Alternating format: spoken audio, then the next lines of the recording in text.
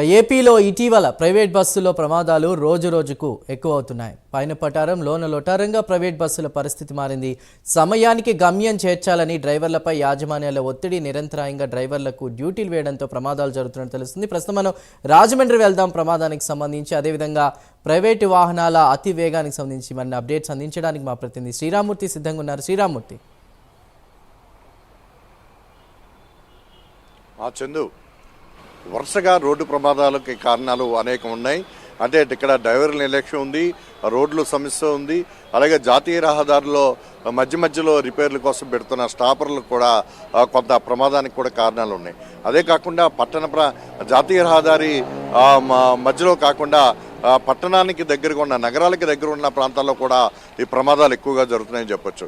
ఇప్పుడు రాజమండ్రిలో జరిగిన ప్రమాదం చూసినట్లయితే గామన్ బ్రిడ్జి అంటే దివాన్ చెరువు దగ్గర నుంచి రాజమండ్రి గామన్ బ్రిడ్జి దాకా వెళ్లే రోడ్లో కాతేరు దగ్గర ఈ ప్రమాదం జరిగింది. అయితే ఇక్కడ రాత్రి పనులు చేస్తుండడం వల్ల స్టాపర్లు లెఫ్ట్ సైడ్లో అడ్డంగా పెట్టారు. అక్కడ డైవర్షన్ తీసుకోమని అక్కడ సిగ్నల్ ఇచ్చారు.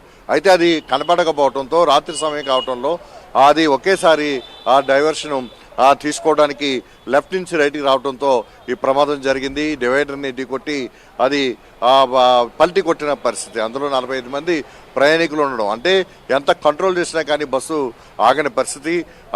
అంత వేగంగా బస్సులు ప్రైవేటు ట్రావెల్స్ బస్సులు ప్రయాణం చేస్తున్నా అదని చెప్పేసి మనం అర్థం చేసుకోవచ్చు. అయితే ఒక స్టాపర్లు ఉన్నప్పుడు దాన్ని డైవర్షన్ తీసుకున్నప్పుడు స్లో చేసి తీసుకోవాల్సిన అవసరం ఉంది. అయితే స్లో చేయడానికి కూడా ఇక్కడ కంట్రోల్ కానీ వేగంతో వస్తున్నట్టుగా మనకి ఇక్కడ ఉన్న పరిస్థితిని బట్టి కూడా మనకి తెలిసిన పరిస్థితి. ఇప్పుడు దీని మీద కూడా అధ్యయనం చేస్తున్నారు. అయితే ఇప్పుడు రోడ్డు భద్రతా వారోత్సవాలు జరుగుతున్న నేపథ్యంలో అంటే ప్రమాదాలను నివారించడానికి ఏం చేయాలి అన్న ప్రస్తుతం అన్ని చోట్ల కూడా అవగాహన కార్యక్రమాలు రోడ్డు భద్రతా వారోత్సవాలు కూడా జరుగుతున్న సమయంలో చాలా చోట్ల ఈ ప్రమాదాలకు ఎక్కువగా జరుగుతున్న పరిస్థితి ఉంది. అంటే ఈ అవగాహన అనేది కల్పించాల్సింది ముఖ్యంగా డ్రైవర్లకు కావచ్చు, అక్కడ ఉన్న అందులో ఉన్న సిబ్బందికి ముందు చేయాల్సిన అవసరం ఉంది. అలాంటిది విద్యార్థుల్లోని ఇతర ప్రజల్లోని అవగాహన కలిగించే కార్యక్రమాలు రోడ్ల మీద చేస్తున్నారు. కానీ ఈ ఏదైతే ప్రైవేటు వాహనాలు వేల కొద్దీ ప్రైవేటు బస్సులు తిరుగుతున్న పరిస్థితి ఉంది. అలాగే ఆర్టీసీ బస్సులు కూడా వేల సంఖ్యలో తిరుగుతున్న పరిస్థితి ఉంది. వీరికి ముందు రోడ్డు భద్రత మీద అవగాహన కల్పించాల్సిన అవసరం ఉంది.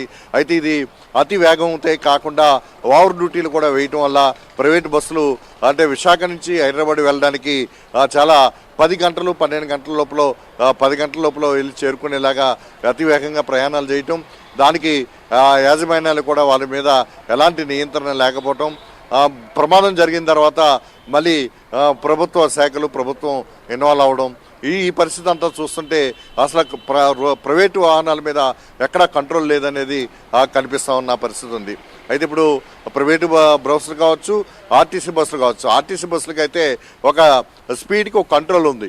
80-60 కిలోమీటర్లు దాటి ప్రయాణించడానికి లాంగ్ బస్సులకి అవకాశం లేదు. అలా కంట్రోల్ చేసేందుకు ఒక సిస్టమ్ పెట్టారు. అయితే ఇక ప్రైవేటు బస్సులకి అలాంటి సిస్టమ్ ఏది లేదు. ఆర్టీఓ అధికారులు సమయం వచ్చినప్పుడల్లా కూడా ప్రైవేటు బస్సులకు కూడా మేము కంట్రోల్ చేస్తున్నాం, స్పీడ్ని కంట్రోల్ చేస్తున్నాం అని చెప్తున్నారు. కానీ ప్రైవేటు బస్సులకి ఎక్కడా కూడా స్పీడ్ కంట్రోల్ లేదు. దీనివల్ల ఏదన్నా చిన్న ఆటంకం కనుక జాతీయ రహదారి మీద కావచ్చు, మామూలు మార్గాల్లో కావచ్చు తలెత్తినప్పుడు దాన్ని కంట్రోల్ చేసే లోపలనే అతివేగంగా వెళ్తున్న బస్సులు ప్రమాదాలకు గురవుతున్నాయి.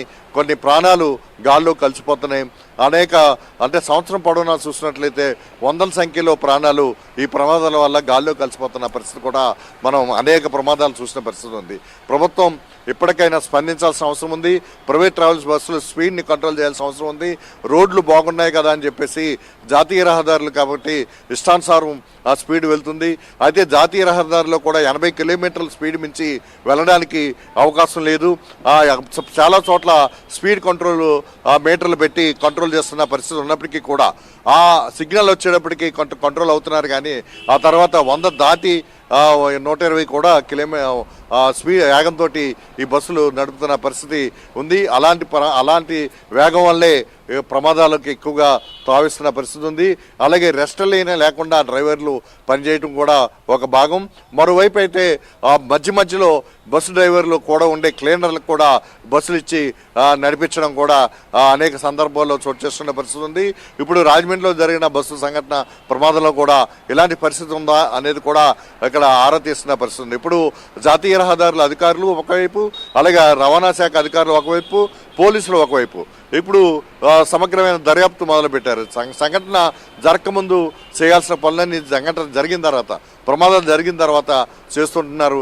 ఇలాంటి పరిస్థితుల వల్ల అనేక ప్రమాదాలకి ఇంకా కంటిన్యూ అవుతూనే ఉన్నాయి.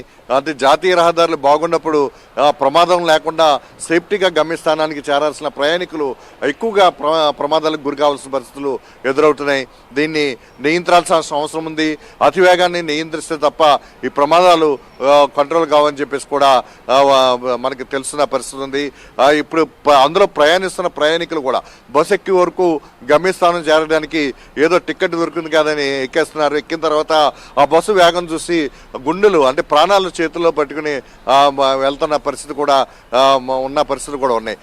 అలాగే ప్రయాణికుల మీద కొంతమంది ప్రైవేటు సిబ్బంది కూడా అనేక సందర్భాల్లో అంటే ఇంత వేగంగా ఎందుకు వెళ్తున్నామని అడిగితే తిరిగి వారి మీద దెబ్బలాడే పరిస్థితులు కూడా అనేక సందర్భాల్లో చూస్తాం. అలాగే ప్రమాదాలు జరిగిన తర్వాత వారిని గమ్యస్థానాన్ని చేర్చడానికి ప్రత్యామ్నాయ ఏర్పాట్లు చేయని పరిస్థితి కూడా ఉంటుంది. మళ్ళీ అవన్నీ కూడా ప్రభుత్వ సంస్థలు ప్రభుత్వం చర్యలు తీసుకుని మళ్ళీ వాళ్ళకి గమ్యస్థానాలు చేరాల్సిన పరిస్థితి చేస్తున్న పరిస్థితులు ఉన్నాయి. ఇలాంటి పరిస్థితుల్లో ఖచ్చితంగా ప్రైవేటు ట్రావెల్స్ వేగం మీద వాళ్ళు నియంత్రించాల్సిన అవసరం ఉంది.